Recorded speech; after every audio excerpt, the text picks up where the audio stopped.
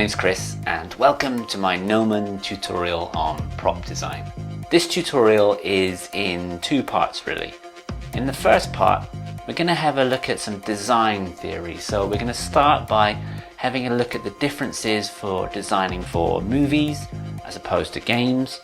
And then we're going to take a deep dive into the language of objects.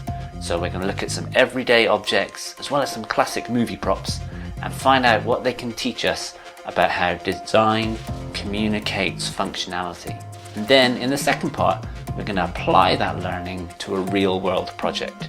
So we're going to go with this idea that we're designing a gadget for a kind of made up sci-fi movie, and our hero is a detective, and we're going to design them a little portable DNA scanner that they can use at a crime scene.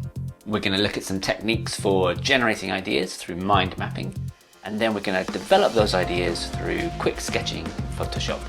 And then we'll look at some simple techniques for taking those sketches and developing them up into something more polished and presentable that we could show to the director.